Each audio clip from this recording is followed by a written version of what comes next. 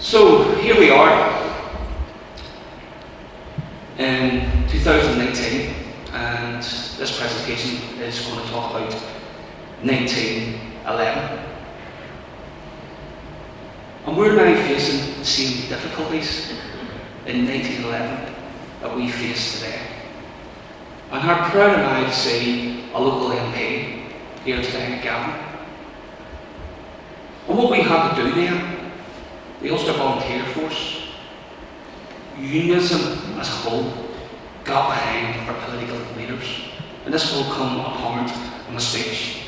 And I would like to thank anyone from East Belfast who get behind this man, and unionism will have its voice. So that's what we need to do. You'll see a connection between 1911 and 2019, and we're still facing these problems. So Gavin, I wish you all the best of luck with your presentation, and what an honour it is to do this presentation in front of a member of Parliament, because that's what it was back in the day. Positive, before I came up here, I was sort of thinking of the connection for God and Ulster, and it made me think about a little incident that happened in Seaford when the 36th Ulster Division was actually training. Church parades. Church was every Sunday. The members of the 36th Ulster Division went to church. And it was probably one of the first, second, third times that the Ulster Division went down to the little church in Seaford. And the Reverend came up. And it would have been Major General Powell at that time, before Major Nugent took over. And he gave off stink. "You've robbed my collection box." Far from the truth. There was too much money in the collection box, and the collection box had actually fell off the wall. So guys, I'm going to actually talk about a forgotten army, and it does have a bit of relevance to the 36th Ulster Division, because had these men not joined the presentation I'm going to speak, they would have really joined the 36th Ulster Division. So what we're talking about is the Ulster Volunteers on the Eastern Front. So the UVF in its day had a way forward. They believed in machine guns. Machine guns at that time, the Germans had invested loads of money in. And what we done is we actually had a corps. Yeah? We actually had the Ulster Volunteers motor corps. Yeah? And what they done was they put in the back of a vehicle a machine gun. You think about it, it was the beginning of a tank, if you look at it. And what they meant is they can get from A to B quicker than 2 legs. Lachlan Sampson had a very good connection, and he was an MP with the 36th Ulster Division, with Craig and Carson. He had a real good connection, and he seen that within this, that there was a benefit to the war effort. Yeah, there was. So what he done was he went and spoke to Carson and Craig, and he turned around and says, "Look, we're in our darker days here." Just what it says when it was talking about 1911. We're going to war, and what you have is what the army needs. Quite simple. And the 36th Ulster Division would be put into the 15th Squadron, and they would serve under the Royal Navy. The Royal Navy. So these Ulster Volunteers, they were volunteers, were recruited from the Ulster Volunteer Force and brought in to the Royal Navy. There was a connection there when I was doing a bit of research, that you actually see that the UVF motor car corps, and what they're doing is recruiting. They're asking volunteers, that was actually in the Belfast Telegraph, and what they're doing is asking to form a Royal Naval Squadron to go and fight in the Great War. They were Ulster Volunteers. Had they not signed up, they would have been 36th Ulster Division personnel. They would deploy in the Western Front in 1915, but as we know, in 1915, the war took a different style. It was entrenched. So what was the need for motor cars or machine guns in 1915? Unless you were attacking over solid ground, it would have been beneficial. So the beneficial side of it, and if you look at the 2nd, 3rd, 4th, 5th Army, and even the 1st Army, war daddies, it was entrenched. So there was no need for them men to be there, because war depicted that it was trench. Out in no man's land, there was shell holes, so a car to go from A to B was impossible, literally impossible. So it was decided that there was no need for them to be there. So, what happens? We look at the Eastern Front, and what we turn and say, hold on, our resources would be better off on the Eastern Front. So what we do is, this is the unknown war. We all go across to France and Belgium, but how many of us has been on the Eastern Front? Very few. And then resources from UVF personnel who are now serving their king in the Royal Navy are now deployed in the 15th Squadron of the Royal Navy. And ironically, they will do that until February 1918. February 1918 is a massive change, not only for the 36th Ulster Division, but also for the Army and the Armed Forces as a whole. Because the Royal Navy, Armoured Corps, and the Royal Flying Corps come together, and now they're going to be called the Royal Air Force. And like that coming together, the 36th Ulster Division has massive changes in February, March 1918. Them guys are not in memorials such as Tifal, Tynecott, Miningate, but what a role that them men played during that war. The unforgotten Ulster volunteers, when they were called to king and country, they stood up and they were accounted. Getting back on to the 36th Ulster Division, this is going to be the ending and the death, what I call, of a division. By this time here, the Ulster Division is fighting along with the Scottish Division, and they're going to cross a river which is called the Liss River. It's going to be called the latter stages, and it's going to be the last battle honour that the 36th Ulster Division will win. It's called Courtrai. So when you look at the battle honours of the 36th Ulster Division, you will see Courtrai.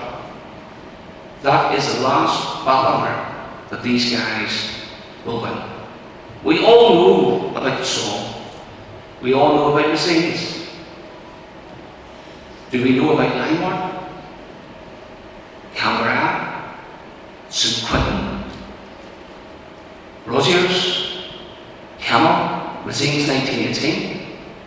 And it's the latter stages that the 36th Ulster Division will be remembered, because they give a good fight and they were accounted for. We always associate the 36th Ulster Division with General Nugent. Yeah, we always do. But in May 1918, the 36th Ulster Division was going to change. Major General Coffin, Victoria Cross recipient, would then take control of the 36th Ulster Division. He will be the 36th Ulster Division Divisional Commander until the end of the war. So when we cross the list, it's roughly about the 26th, 27th. Unfortunately, the Machine Gun Corps, which is the 36th Battalion of the Machine Gun Corps, are last out of the line. And what we do is the 36th Ulster Division goes and rest. Because we've been fighting, if people who have been over to the Western Front, we've been fighting for years, crossed this river, which was unsuccessful the first time. We then cross it, and we're in continuous fighting. So the last deaths of the 36th Ulster Division happens the 26th of October, 1918. And that rest for them guys, and some of the casualties, it'll break your heart when you look at some of the casualty figures. Were volunteers who was there when they crossed and came over to France in October 1915. Imagine coming over in October 1915. A lot of them were wounded once and twice. They'd be patched up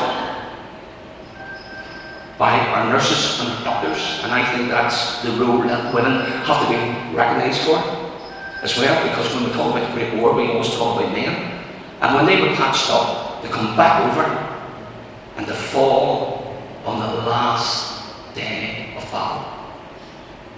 And it wouldn't be the Belfast men that are in the line, it would be the 108th Brigade, Jim's big swing, Jim's face there, and the 109th Brigade would be the last two brigades, because it was the 15th Battalion that was the first one of the first ones across the River Jim. So, what do we do when the war's over? We have to keep men occupied. We couldn't turn around and go, well, the war's over, off you go. It was still a regiment, and I've no doubt at all what I looked at today before I came out was 19th Corps disciplinary, and basically each brigade had 4 offences, and only 1 was for drunkenness, which is pretty good for the 36th Ulster Division. Even though that the 9th West Belfast Volunteers on the way over, they raided the captain's cabin and stole all the drink. So we have to keep them occupied, we have to keep them busy. So what we do, what does the army do? Sport. Anybody? Any ex-army people in here? Yeah, I'm on. What do they do? Let's do PT, don't they? So let's keep you fit. Education. And this is the big thing. These people that joined, bearing in mind that 65 to 70% are from Ulster, the rest are from all around the UK, Scotland, England and Wales. They were working class people. They didn't have an education. So what we've done is quite simple. We'll teach you how to read and write. And them classes were oversubscribed. So how did we get the teachers? Quite simple, within the ranks. We asked our officers, does anybody know how to read and write? We asked our own men, does anybody know how to read and write?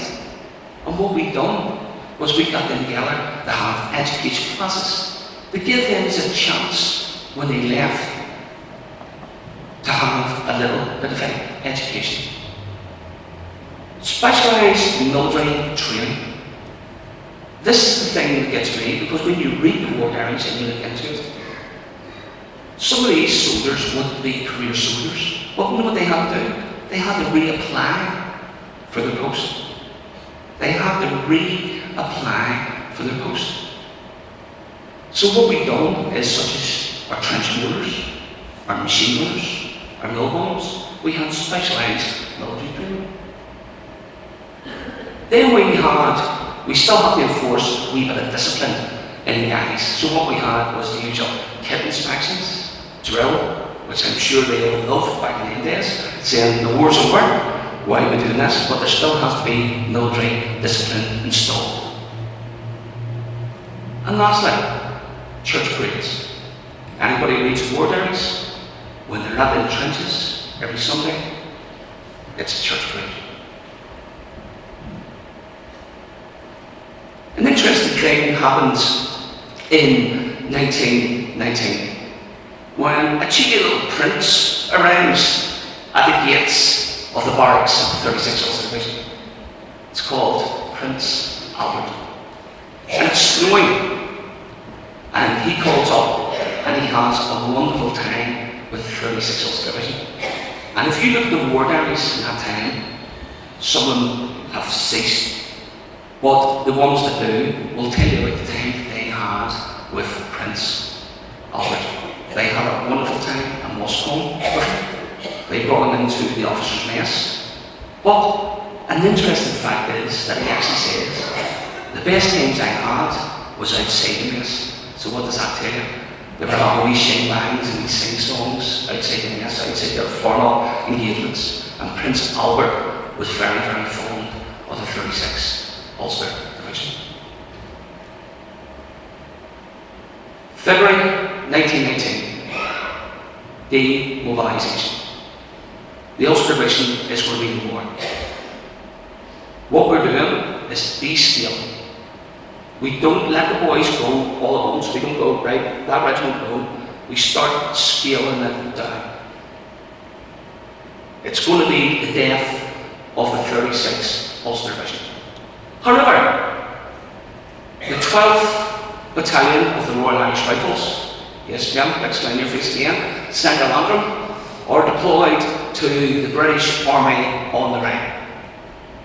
Jim, you don't have enough men, so you have to rely on the 15th Battalion North Belfast Volunteers and everyone else to bring up the ranks. So even though it is the 12th, it is a mixture of units who are cap badged, the Royal Irish Rifles, who are going to deploy onto the Rhine.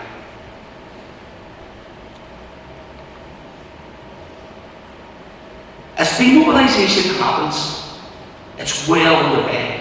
If you read the war diary, especially the administration war diary, you will see 100 ranks. 100 ranks. And what happens is, they start going back down to Calais, across to England, and then they make their way back into civilisation. When the foundation stone of the North Belfast Orange Hall was laid, there was a cheer for the unemployed. No doubt it was for these guys who were making their way home, trying to get employment. And as David and Mark says, the scars that some of these soldiers had, they wouldn't be employable. So what we see in March 1918 is a fascinating thing. We see the 36th Ulster Division Officers' Old Comrades Association. So we see all the officers get together to become an association. So when this is going on, we still have 36th Ulster Division back in Moscow. So what do they do? It's guard duty. That's what the Ulster Division is doing. It's still called a division, but it would be nowhere near up to the strength of the division. So they're guarding the equipment. So when they then leave, where does their clothes go in this store? Where does all the equipment go? Where does the guns go? Where does the ammunition go? It's all being guarded by the 36th Ulster Division, or what we would call a skeleton of the 36th Ulster Division. We always associate 36th Ulster Division with three commanders. I hope this presentation is going to bring to light that we have other commanders that was there. So, in March 1919, Major General Coffin, who took over from Major General Nugent, is posted to the British Army on the Rhine. He's a divisional commander who will become now a brigade commander. Do you know why? With too many officers, with too many different roles. And what will happen is, in the 107th Brigade, which was namely the Belfast Brigade, which had 1st, 2nd, 15th Rifles at that stage, Brigadier General Philip Levison McGovern will take over control, and he will be in charge of the 36th Ulster Division. A commander of the 36th Ulster Division. That is where he talked about. In April, so he holds a command in March, and in April 1919, Brigadier Philip Levison McGovern, who is in charge of the 36th Ulster Division, even though it is a skeleton division, is posted to the 5th Army. And who takes over? The commander of the Royal Artillery to the 36th Ulster Division, Colonel Simpson. And he will then be the last person to command the 36th Ulster Division until it is no more. And so, he's in charge. And then what we do is we hand all our equipment back to the army. We then say our goodbyes to our local villagers who have no doubt have been really good friends to the 36th Ulster Division. And on the 14th of June 1918, we set sail and we make our own way back. We go from Stranraer to Larne. It was actually supposed to go to Liverpool, but the army being the army, well, let's change it at the last minute. And what happens is they actually rail from Larne to Belfast by Carrickfergus. And they arrive at the Midland station. And it's only when they arrive in Larne and when they're boarding their boat in Stranraer, the word gets back. The same parade that we stop at, David, and lay a reef at the Midland station is where our last men from the 36th Ulster Division will come back.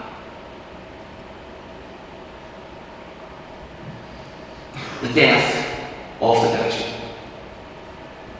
Equipment handover. Anybody who wants to stay in the army?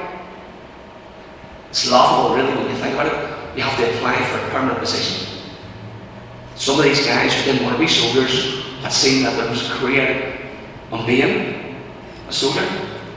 Some of the guys go to the British Army on the line. And the last post in the 36th Ulster Division Administration Board area is from Colonel Simpson, where he announces that he then proceeds to England, and it is the death of the 36th Ulster Division. What a year at St. Mary's. We've had the Song, we've had the Messines, we had the Armistice. But really, do we know much about 1918? 100 years ago, these soldiers would be walking about the streets of East Belfast, West Belfast, South Belfast, North Belfast, forgotten heroes. And also, before I close, think about them guys who were part of the motor car corps of the Ulster Volunteer Force that didn't really get a chance to serve in the 36th Ulster Division because they put their king and country before them.